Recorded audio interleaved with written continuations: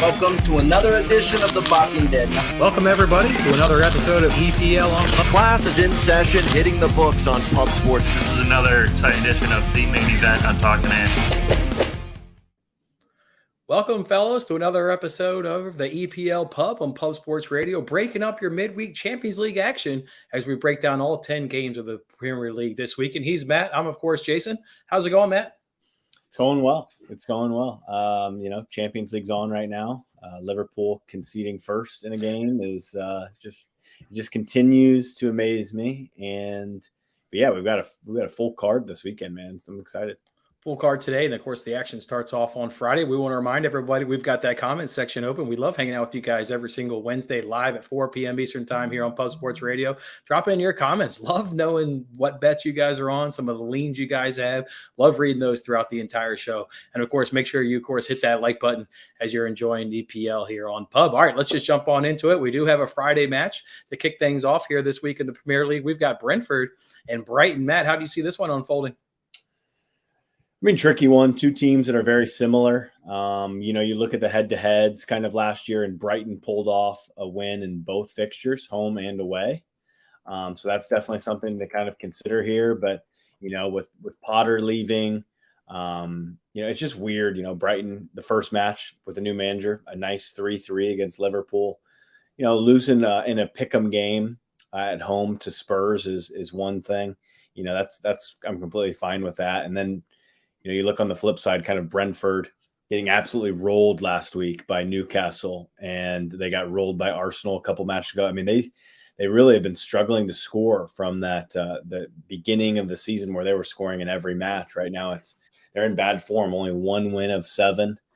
They're conceding, and Brighton haven't lost in 12 of their last 14 in all comps. So, Brighton are probably the better side here.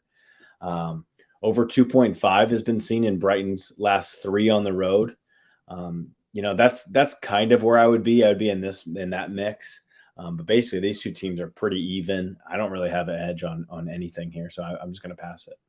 I think you said it right there with the over 2.5. I think that is the angle here because you're getting Brentford at home. Their games are averaging 3.7 goals. Brighton's averaging 2.9. We kind of talked about here last week here on Plus Sports Radio. We were wondering maybe when the Brighton regression was going to come. Not saying they were terrible in losing to Tottenham 1-0, but maybe this is going to be the beginning of their slide. But I kind of do like both of these teams scoring and contributing to that over 2.5. So if you're looking for any Friday action, maybe do a little both teams to score and over 2.5. I think Brentford will get a lift coming home. You kind of like teams that have bounce back when they get embarrassed, right? They went to St. James Park. You mentioned they got embarrassed 5-1. Okay, now they're going to come home. You're naturally going to get a response. I think that response will lend to over 2.5 goals. So that's where I would be on that Friday night afternoon game there in the Premier League. Hey, we see goals in that game. We've got Leicester Crystal Palace. They kick off the Friday slate. I like Palace to win, but I'm also liking goals in this one. What about you? Yeah, I like goals in this one. Last 3 head-to-heads have seen over 2.5 cash. Both teams to score has been seen in all 3 of those as well.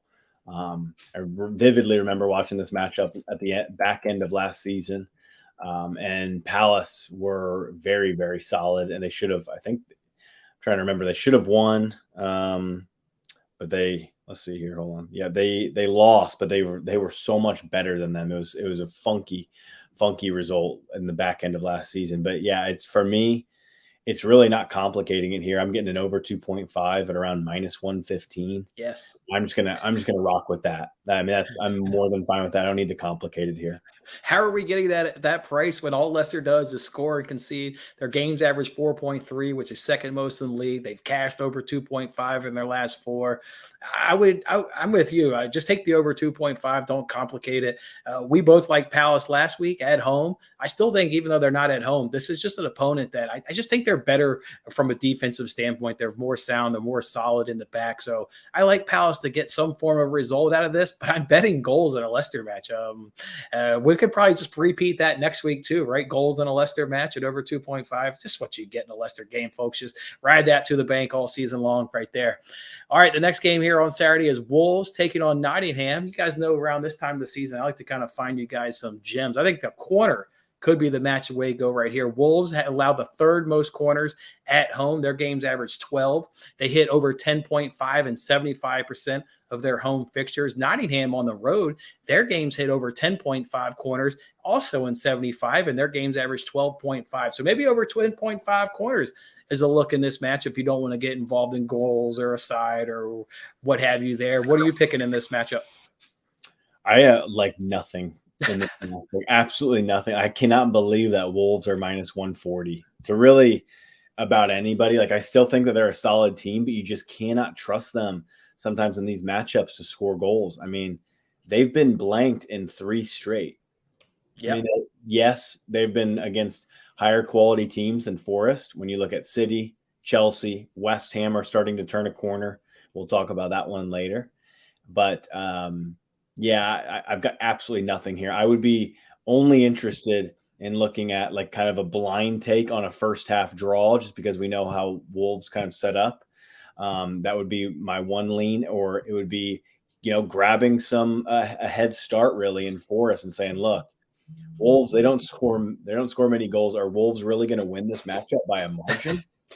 I don't think so. Like, I think that you could find like a decent angle here, maybe on a Forest +1. You can find that Forest +1 is at minus 150. So you can go through the 3/4 route and get it at minus 105. But I mean, that's kind of where I'm at here. Like, I just don't see Wolves having enough quality in front of net to warrant them winning by a margin against just about anybody. No, definitely not. They should never be that kind of heavily favored against any opponent when their games only average, 1.7 goals. We on last week's episode, we didn't pick a game in Nottingham because it was on Monday. By the time Nottingham came around on Monday, I was on that double chance at minus 130. I think they can hang with Wolves here, and I think they're worth another maybe double chance again this look. But again, that corner, so over 10.5 corners does come in at plus money. So that could be a nice little angle in there, but otherwise it's probably just a stay away, kind of like how you said. What about this next matchup here? White Hart Lane, where Everton's coming into town to take on those Spurs. Maybe those Spurs have turned a corner. 1-0 win over Brighton. They look pretty good this afternoon against Frankfurt. They were up 3-1 at halftime against Frankfurt, so now leading that Champions League group. But this could also be a match, Matt, where we look at corners. Over 10.5 corners has hit in 75 of their matches.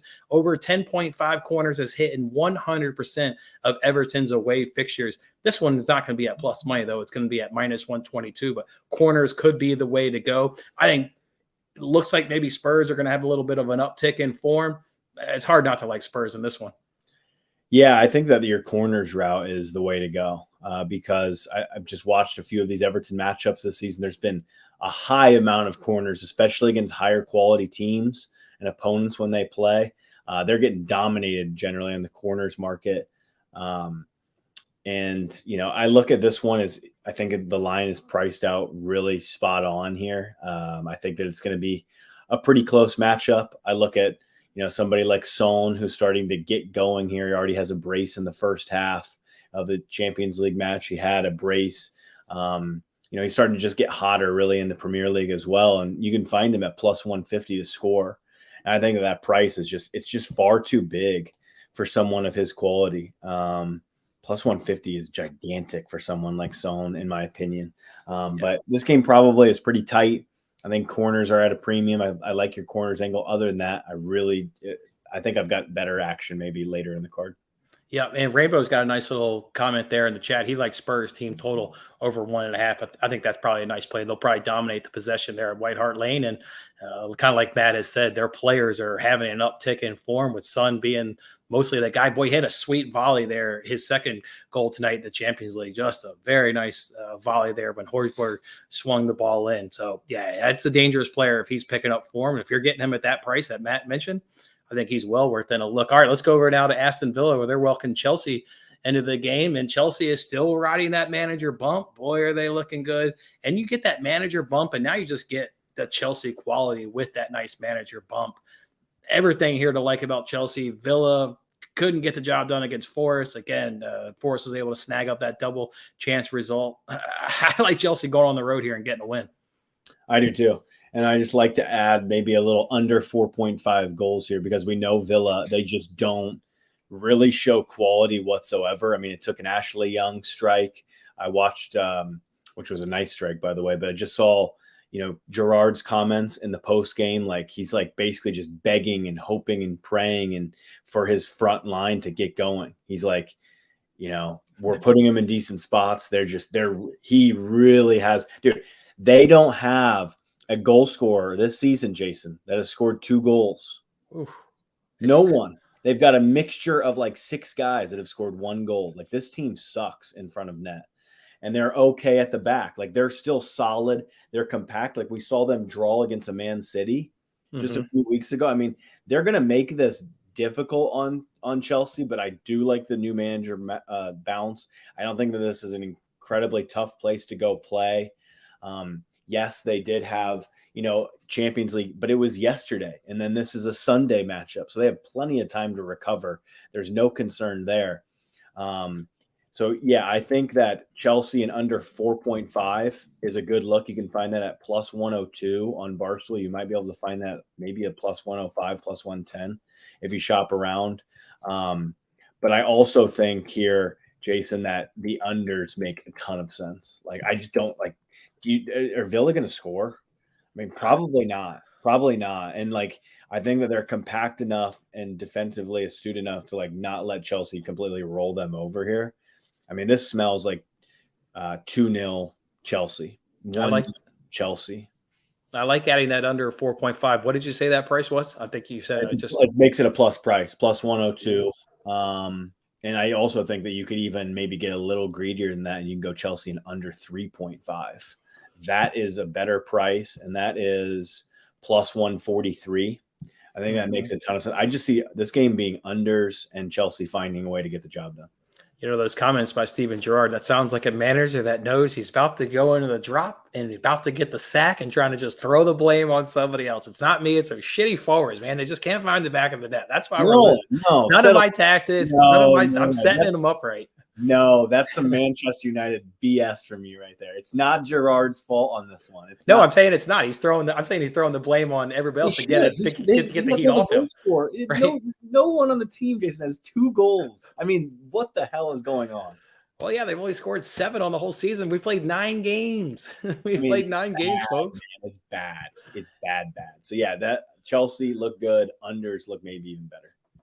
All right, here's the next fixture. It's Leeds. They've got Arsenal coming to town. When we talked about this matchup last week, we were wondering if Arsenal was going to maybe make a run at the title with City and make this a title race. Well, they were able to get past Liverpool, maybe with some controversy, but they did get the 3 points. They're going to be way too much for Leeds here. I like everything about Arsenal. They will be involved Thursday afternoon with some European competition, but I'm just not too worried about them. I think Arsenal may be one of those parlay pieces. Maybe it's a Chelsea and it's an Arsenal parlay, something along those lines. I want to continue backing Arsenal while they're on this nice form in some capacity. Arsenal and over 1.5, Arsenal and a parlay, something. Get Arsenal in your bets. I think I've got a good one here, Jason. I think I found an absolute gem in this one because I watched Leeds. Okay. 2-unit banker last week. Need to come out. It cashed. Palace. It was lucky, I think. I don't think that I deserved that 2-unit beauty. I really don't, because the first half was all Leeds. Leeds come out. They're super energized, but we see that Leeds struggle in second half of matchups because they use so much energy. Like they're always pressing. It's this high energy, high octane offense that they've got going here. And this is where I'm going to go on this one. I loved actually what I saw from Leeds in the first half. Like I think that Leeds can somewhat, be competitive here, but in the first half is where I want to go. I'm going to take an Asian total here. First half over 1.25 at minus 106. This line and this half, there's 2 goals in this first half. I think that you could even get aggressive here and go out with an over 1.5 and a nice plus 140, but I'm going to stay here right here with the Asian line of minus 106, 1.25. This first half has got all sorts of energy and buzz, and there are goals coming. Nice. Okay, I like that. I can get behind goals. That just makes for a better viewing experience. So that half thing, I always get confused. So if there's 1 goal, you only lose half of your wager. Yep. So you would put, like, let's say 1 unit, let's say you put $106 to win, 100, and it only lands on 1. Then yeah, you would lose half of that 106. Okay. All right. Liverpool's leading goal scorer this season just found the back of the net again there, Matt. Bobby Firmino again. Bobby Firmino Let's again. go, baby. Let's go. So you're up 2-1 there. 55th minute. Firmino, assuming VAR. You can't really celebrate nowadays if you're not watching a game I and you're know. like relying on flash score. You can kind of do like a half celebration, but you can't do like this full blown celebration. You can't. You just can't, because it'll come back and bite you 30 seconds later. I will. A couple times I've sent the tweet out and I've been like, gosh darn it, let me go delete that sucker. I know. All right, let's move it on now. We're going to go to Old Trafford next, where they're welcoming Newcastle into town. Everybody knows I'm a Manchester United fan. Something tells me with them being involved in this Thursday night, I'm thinking Newcastle is going to do a result. It's just a feeling I've got in the gut.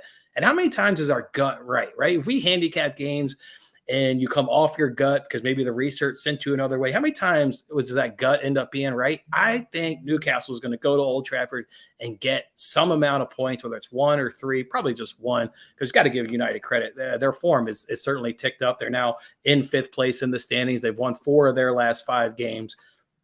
I don't know. Something I saw about Newcastle. What do you think about this one? This is tricky. I mean, I think the price is like pretty nice on United here, like getting them basically at even money at home at Old Trafford against Newcastle. Like that appeals to me a little bit. They've just been playing. They've been playing really well. I mean, they're in good form here. And then, you kind of look at somebody like an Antony. Maybe his market has not caught up yet because he scored 3 goals in his first 3 matches for United. And I'm pretty sure that's right. Yeah. So, you can see here, I mean, his Anthony to score is plus 250. I mean, that's too big. Like for somebody that's feeling themselves right now at the beginning of their career, everything he's doing is clicking right now. 250. Like, I mean, that's too big. That's too big. So like, that's something that I would be looking at. That's something to really pay attention to. But in this one, I think this is a complete in-play job, really. Like I don't think that I want to go like even money on United at the beginning here. And I'd like to see the first 15 minutes of this one because I think that Newcastle will be competitive. I think that they'll have shots on goal. I think they have a pretty good offense. But yeah, this one's tricky. It only took about half a dozen or so games for Ten Hag to apparently realize that Casemiro is his better number 6 because he started against Everton. Looks pretty good. Obviously, he slipped Ronaldo the pass there in for his 700 club goal. Casemiro has to stay in this squad now. I can't imagine him coming out of the squad. So I don't know why it took so damn long, but whatever. He's now in it, and hopefully he's in there to stay. So, all right. Yeah, maybe a good live line will be a look. I think that's the total there, Jason. What do you think about the total? Just any? I think Newcastle can get one. I'd like over 2.5. Yeah, I would rather be on overs than unders for sure in that one. Yeah, for sure. Nick Pope always makes me nervous. We always talk about high-caliber keepers and De Gea and Nick Pope, but they both have enough in attack going forward that I would like over 2.5. All right, this is a game I'm staying away from. Something tells me you found an angle for this one in Southampton versus West Ham. I can just feel it. It feels like you're on a West Ham here. Southampton's absolutely trash. They're almost going to fall in the relegation zone here, where West Ham has come up out of there. They're comfortably above there. They're in 13th place. It's a pass for me. I struggle because it's at, Southampton. So it makes me a little bit nervous. West Ham is obviously going to be playing Anderlecht there in the conference on Thursday, which I think it's a home game, though, because I think last week they were on the road. So I think it's at West Ham. But either way, what's your angle? Something tells me you've got another good one here. So I think that the angle is truly to wait here for a minute, because I think that you make a great point on the Anderlecht piece.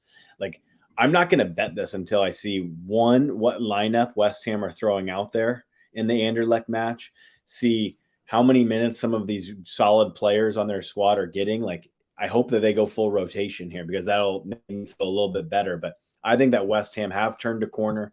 I watched David Moyes' press conference. I think that he knows that they've turned a corner. Some of these, some of these players finally, like Scamacca, like he had a brace recently. Like they're flowing right now. Let me look at them. They've won in terms of in all comps, Jason, they've won 5 of 6. Yes, some of those are against like some not so great opponents. You could say like in the conference league and stuff, but like they're picking up wins. They beat Wolves 2-0. They beat Fulham with no issue, really. They were down 1-0 early, and they just rattled off 3 straight. Like, West Ham are turning a corner. Southampton are in a bad place. I mean, losing 2-1 to Everton, losing 1-0 to Villa, losing 1-0 to Wolves. Those are teams that have zero firepower, okay? Villa have no firepower. Wolves have no firepower. Everton barely have any firepower. You can see 2 to them. West Ham have some firepower, okay? Yeah. So, like, this is a real recipe for disaster. One of the, like, slight issues, like in this one, the head-to-heads, like, Southampton have got, it's really not a concern, though. Like, Southampton won the last head-to-head in the league 3-2. There was another draw. I mean, they picked up 4 points last season, Southampton, in this head-to-head, which is solid. But the same thing goes for West Ham the season prior. So for me, though, like, it's just a wait and see. But I think that this one is a draw no bet West Ham for 2 units. Like, that's where I'm excited to go here. It's -125. Yes, they're on the road. I hope that they rotate a ton in this shitty conference league. Right. And if they don't, then I might stay away. But if they do a fair bit of rotation, this is a hammers play. Hammer the hammers. I think it is. I think they're overall, Jason. They're the better side. I don't care if they're on the road here. I don't think that Southampton's a really tricky place to go play. And it's a hammer for me. I mean, you mentioned Southampton struggles, another team that isn't even getting 1 goal per game, 9 games, and they've only got 8 goals so far on the season. All right, the last match, then match week number 11 is the one that's going to get all the attention. It's Liverpool. It's Manchester City. I am definitely not overthinking this. I remember cashing the same bet all 3 games.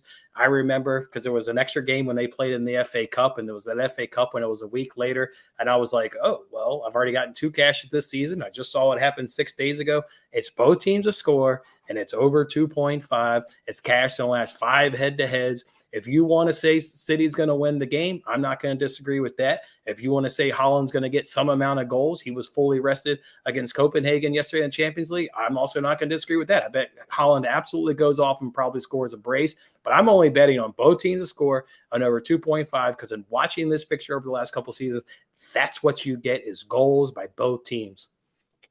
Yeah, I completely agree with you on this. Like, I don't think that, Liverpool, I don't think that they win this. Like, it's a big price. It's at Anfield. It's a humongous price. It's being factored definitely into some current form, some injuries. Plus 310. I can't believe I'm seeing that. Because normally this one is a little bit lower than that. And I've bet some double chances and some pick'ems in this one before and been pretty successful. But yeah, this one is kind of just a don't complicate it, and it's a BTTS, yes, and it's an over 2.5. I do think that the power of Anfield will hold up here. They'll score on City. I think they'll make it really competitive. I think that this will be the first time since the Community Shield, really, that Haaland sees like a really, really solid defense. I think that it's going to be the same back 4 that you see today. It's going to be Konate, Virgil. Joe Gomez will play right back, which gives them a little bit more cover. No Trent because of an injury, it looks like.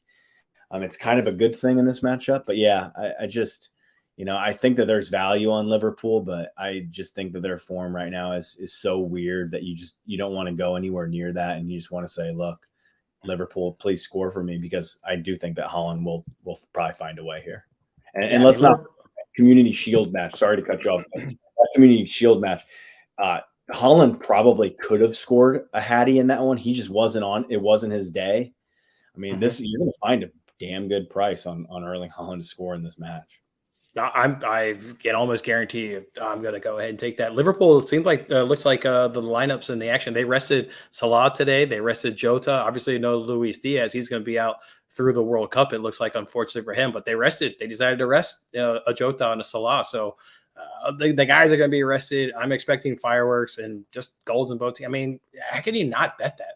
It's at -148. I looked about an hour before we jump on here. Grab it, because come Sunday, that won't be anywhere near -148. Yeah, I agree. All right, those are the 10 games. Are there any bets you've officially locked in that you want to let people know, or should we just give you a good follow on Twitter as these lineups drop over the weekend? Well, the one that I have locked in that I really like is the Arsenal Leeds first half over 1.25 at -106. There's goals to be had in that match. And I think that, Leeds are a team that you want to look at first halves, in my personal opinion. You want to focus on them in the first half.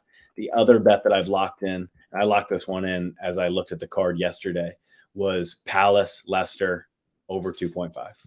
Yeah, I locked that bet in too. It's at -115. I believe was the best price I got. I also locked in that over 10.5 corners and Tottenham Everton.